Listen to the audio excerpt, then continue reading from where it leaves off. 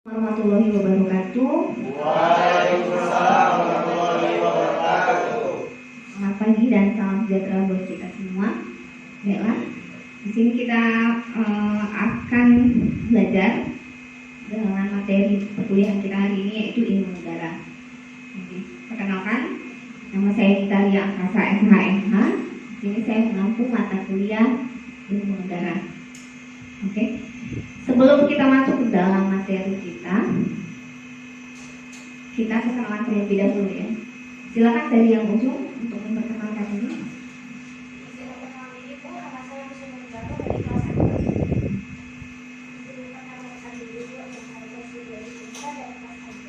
Ya. Perkenalkan, nama saya Vidya Melana Putri, saya dari kelas 1. Nama saya Nanda Dedinata dari kelas 1. Nama saya Eka dari kelas 1. Ya. Nama saya Dari Susanti dari kelas 1. Ya. Nama saya Eka Haksana dari A2. Nama saya Reza Budin dari kelas A2. Ya. Nama saya Purwin Agung Pratama dari kelas A1. Ya. Jadi memperkenalkan diri, nama Muhammad Fadli, asal kelas A2. Ya, baiklah. Kita masuk ke dalam materi.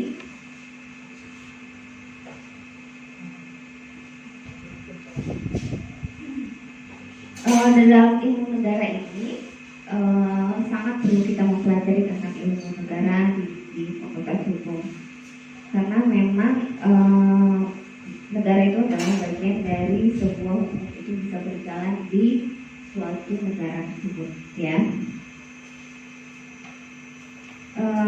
Secara singkat dan jelas kita melihat bahwa sebuah negara adalah satu lanjutan dari manusia yang tidak bergaul dengan manusia yang lain dan membentuk suatu kumpulan manusia, karena manusia tidak dapat hidup dengan sendiri atau tidak dapat hidup masing-masing. Jadi harus membutuhkan orang lain untuk hidup, ya. Kemudian selanjutnya dari individu manusia kemudian membentuk sebuah masyarakat yang teratur karena cita yang sama, karena perkalian darah yang serupa, kemudian karena keyakinan yang sama, kepercayaan, sehingga menimbulkan perasaan senasib, penutupan, perjuangan, maka dinamakan nation.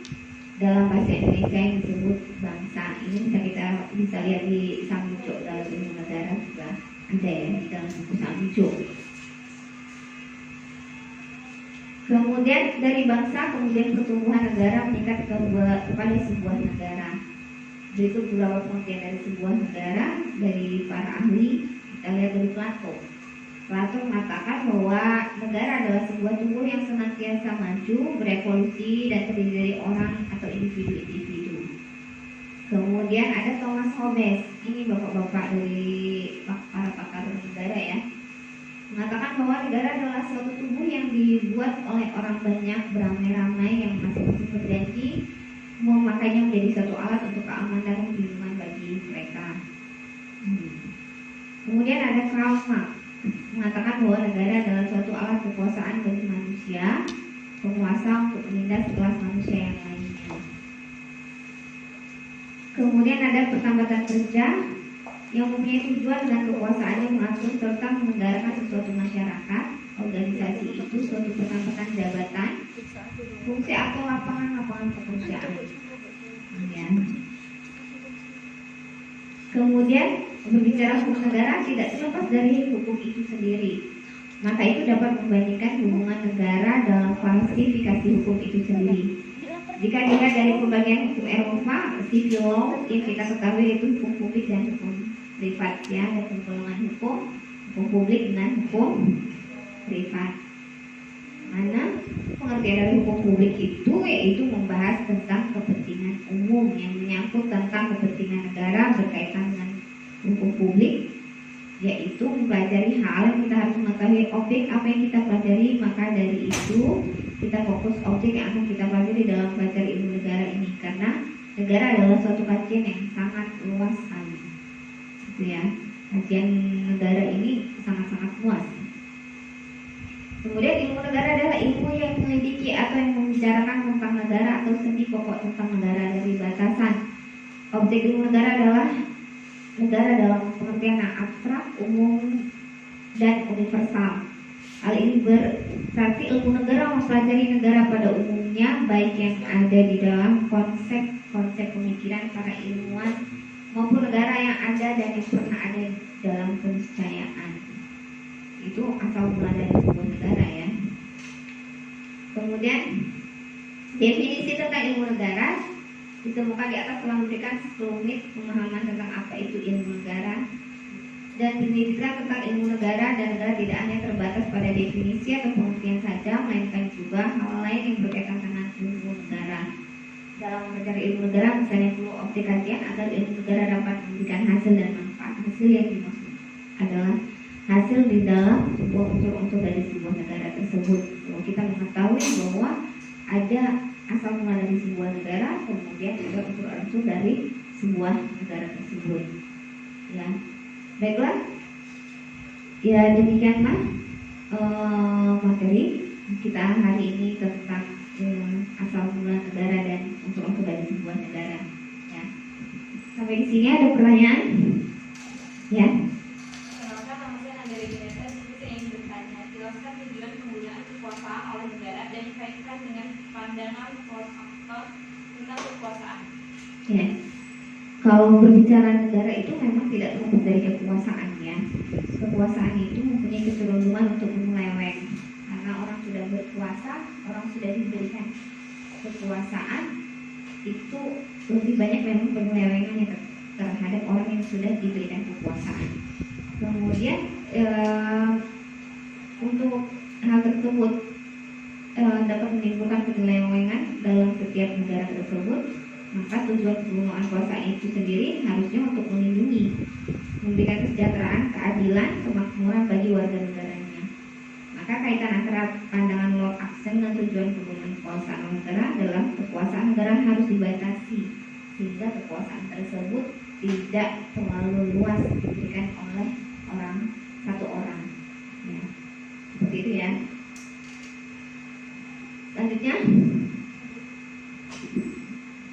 Perkenalkan, nama saya Fidia Putri. Saya ingin menanyakan, apakah power berbeda dengan authority? Jelaskan. Ya. Apakah power berbeda dengan authority?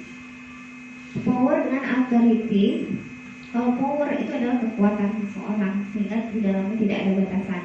Tetapi kalau authority adalah kewenangan yang diberikan kepada seseorang akibat dari jabatan yang telah dipegang oleh dia, sehingga ada batasan-batasan di dalam kewenangan tersebut dan tidak terlalu meluas kekuasaan. Seperti itu ya. Lalu Perkenalkan, nama saya Chelsea Garusa. Ingin bertanya, jelaskan mengapa pengakuan menjadi penting dalam menjelaskan asal mula negara dalam pendekatan ini. ya, pengakuan itu penting di dalam asal mula negara karena memang negara itu diakui oleh negara lain karena ada pengakuan. Makanya di dalam sebuah unsur dari sebuah negara itu ada unsur ini ya, deklaratif atau unsur secara konstitutif dan deklaratif. Maka unsur deklaratifnya itu adalah pengakuan. Jadi harus ada pengakuan dari negara lain sehingga negara tersebut dikatakan sebuah negara. Seperti itu. Ya. Dalam negara monarki yang absolut itu kan dapat terbentuk melalui teori kontrak sosial. Nah itu kan di dalam itu juga ada tokoh-tokohnya juga nanti itu tokoh-tokohnya siapa saja juga. Penjelasannya untuk negara monarki yang absolut itu bagaimana? Iya. Terkait kontrak sosial terkait dari asal mula negara itu memang ada macam-macam ya.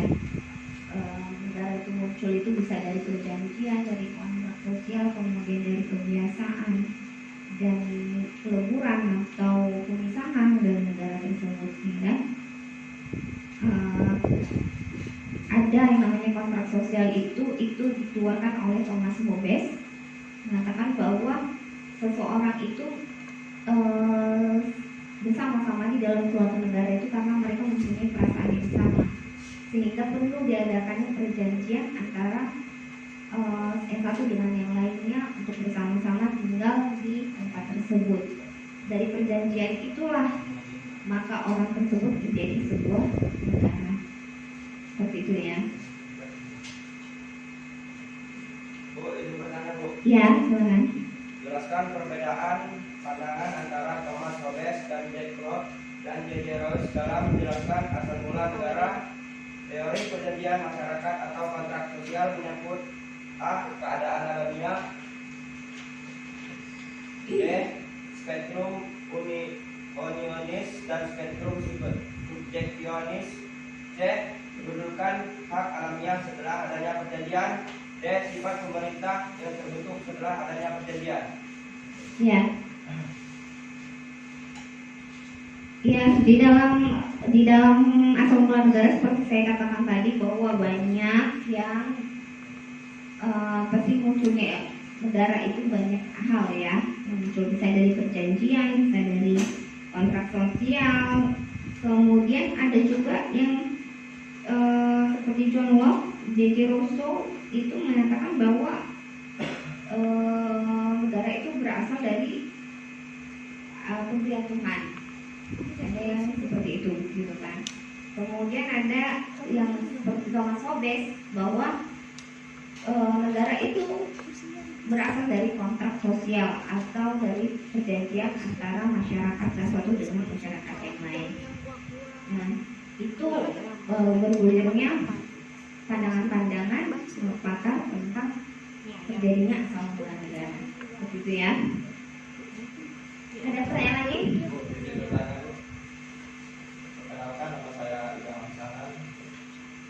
Jelaskan mengapa teori kedaulatan Tuhan melemahkan kekuasaan raja. Iya. Itu ada beberapa di dalam zamannya Agustinus dulu ya, bahwa memang asal mula negara itu ada dari pemberian Tuhan, dan pada waktu itu kekuasaan raja itu terlalu berlebihan karena tidak ada batasannya pada masa itu. Makanya ada kata-kata kedaulatan dalam kekuasaan raja tadi ya, bahwa di sana raja itu absolut kekuasaannya sehingga tidak ada batasan, tidak seperti saat ini ya, ada peralihan apa sih namanya, pemimpinan yang tidak bisa seumur hidup. Kemudian ada batasan pemimpin itu untuk memimpin suatu negara kemudian dipilih kembali. Seperti itu berarti ada batasan di dalam negara tersebut. Tapi kalau dulu banyak sekali negara-negara yang dipimpin oleh satu orang itu terlalu absolut kekuasaannya zaman raja-raja pada saat itu ya. Gitu. Ada lagi pertanyaan? Apakah negara diperbolehkan menghalalkan segala cara dalam mencapai tujuannya dan dirasakan? Ya. Sebenarnya kalau misalnya negara tersebut berdirinya seperti apa? Di dalam negara tersebut ada yang namanya hukum. Sebagaimana negara Indonesia itu di dalam pasal 1 Undang-Undang 45 bahwa negara Indonesia adalah negara hukum. Artinya bahwa selama itu untuk kepentingan masyarakat dan kepentingan negara, maka negara bisa melakukan hal apa saja yang penting tidak merugikan dari masyarakat dan negara itu sendiri gitu. Dan maka dari itu ada batasan terhadap negara itu untuk mengatur, maka diperlukannya adanya hukum di dalamnya gitu. Ada lagi pertanyaan? Bandingkan bentuk kerjasama bangsa-bangsa dalam PBB dan untuk negara federasi atau luas dengan menyamai aspek kedaulatan. Ya, untuk negara anggota PBB itu berdaulat di dalam maupun keluar ya. Sehingga kalau negara federasi itu bebas melakukan tindakan ke dalam atau tidak bertentangan dengan konsentrasi dengan negara federal. Nah, memang ada bentuk-bentuk dari sebuah negara. Contohnya itu tadi ya, ada negara federal, kemudian ada negara kesatuan. Kalau negara Indonesia negara kesatuan. Artinya kalau PBB itu dia persatuan dari bangsa-bangsa yang membentuk dari sebuah negara tadi ya. Gitu. Ada lagi? Ini pertanyaan Bu. Ya. Dengan berpegangan kepada State Water, apakah Inggris memiliki konstitusi? Iya. Ya, Inggris memiliki konstitusi. dengan berpegang pada pendapat well konstitusi di Inggris, diartikan bahwa secara luas atau constitution Inggris tidak memiliki bentuk yang terkodifikasi. Artinya kalau konstitusi dia mempunyai konstitusi, cuman dia tidak terkodifikasi. Artinya tidak dicatatkan secara keseluruhan serta kodifikasi dan peraturan perundang-undangannya, gitu ya. Ya, ada lagi? Terus yang bertanya, apakah yang dimaksud dengan konstitusionalisme? Mengapa paham aliran itu timbul? Jelaskan alasan-alasannya. Iya, untuk paham mengenai pembatasan kekuasaan dan jaminan hak rakyat melalui konstitusi ya. Paham itu timbul sebagai wujud pengaturan dan pembatasan total untuk mengendalikan kekuasaan. Akibat dari, kalau kita lihat dari sejarah asal mula negara yang tadi kita bahas, bahwa tidak ada batasan. Nah, makanya konstitusi itu timbul karena sejarahnya memang tadinya tidak ada batasan, maka harus ada batasan terhadap kekuasaan dari seseorang itu. Makanya muncullah konstitusi. Ya, ada lagi?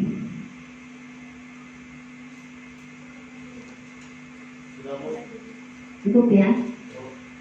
Oke, kalau tidak ada pertanyaan, kita lanjut kepada ini ya. Kita diskusi. Saya bagi jadi 3 kelompok untuk melaksanakan diskusi. Saya akan bagikan ininya.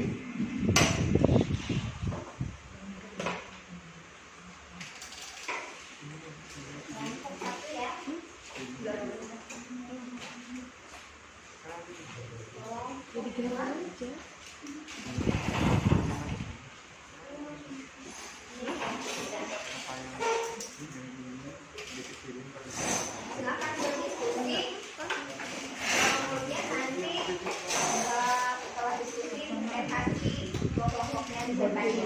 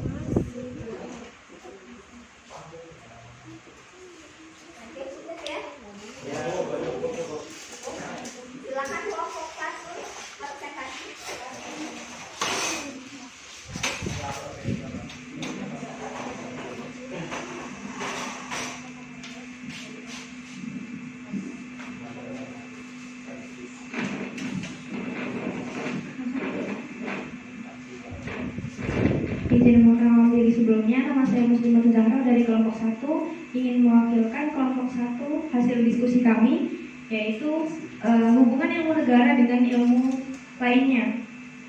Jadi hasil diskusi kami adalah ilmu itu tidak dapat dipisah-pisahkan dalam kotak-kotak yang terpaku mati atau biasanya disebut compartmentalization.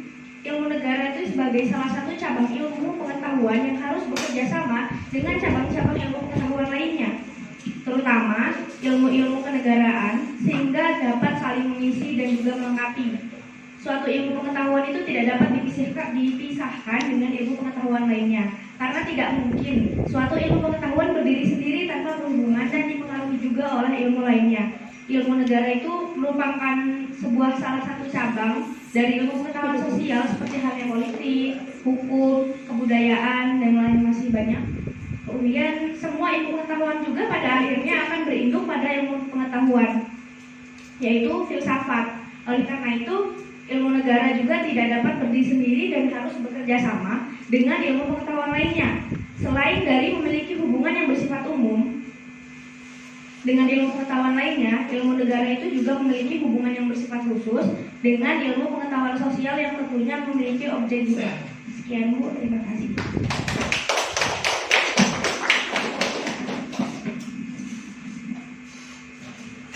Ya, lanjut ke kelompok 2.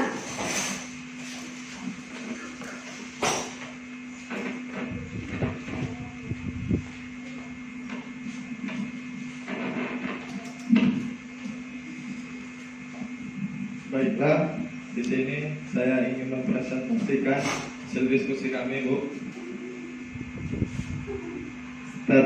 Statuwiskap dalam ilmu negara adalah meliputi 3 bidang ilmu kenegaraan, yaitu 1.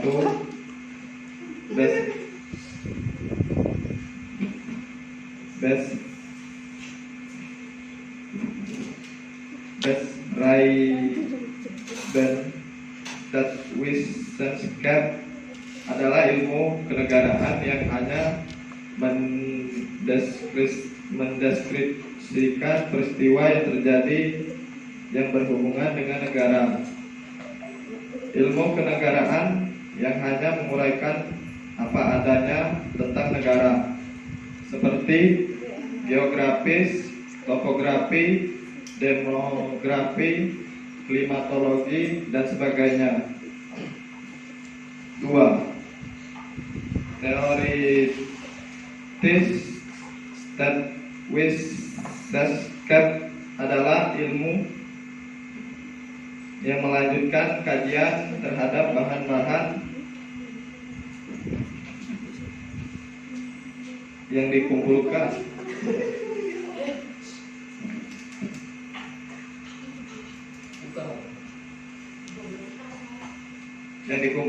dan diidentifikasi oleh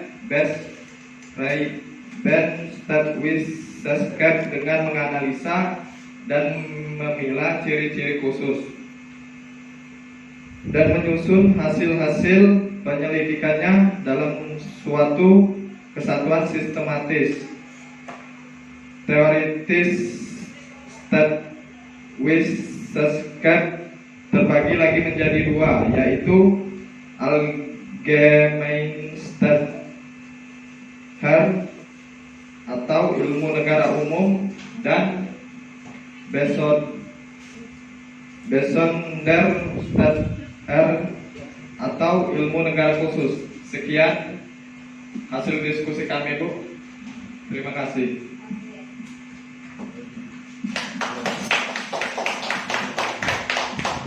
Ya, kelompok 3.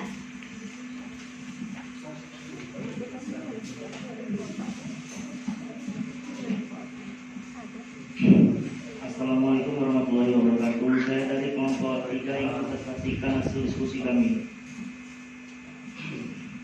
Kajian objek ilmu negara. Objek ilmu negara berbicara tentang ilmu, maka harus terlebih dahulu mengetahui apa yang menjadi objek atau bidang penyelidikan bidang kajian ilmu negara. Bukanlah salah satunya ilmu pengetahuan kenegaraan yang ingin membicarakan tentang negara hukum. Nah, negara ilmu kenegaraan lainnya yang membicarakan tentang negara yaitu HTM, hukum tata negara, dan HAN, hukum administrasi. Sifatnya atau pengertian yang konkret, artinya objek tersebut sudah terikat pada 4 keadaan waktu. Kajian negara-negara dalam pengertian yang konkret tersebut dibicarakan lebih lanjut di susunan. Alat-alat perlengkapan wewenang negara, kewajiban daripada alat-alat perlengkapan negara tersebut. Ilmu negara memandang objeknya yaitu negara dari dan waktu, jadi belum memiliki adjektif tertentu. Sifat-sifat abstrak untuk universal dari tindak apakah yang disebut dengan negara, hakikatnya dan sebagainya. Jadi yang diselidiki oleh lanjut adalah asal mula negara, hakikat negara, bentuk-bentuk negara, dan pemerintah. Sekian, terima kasih.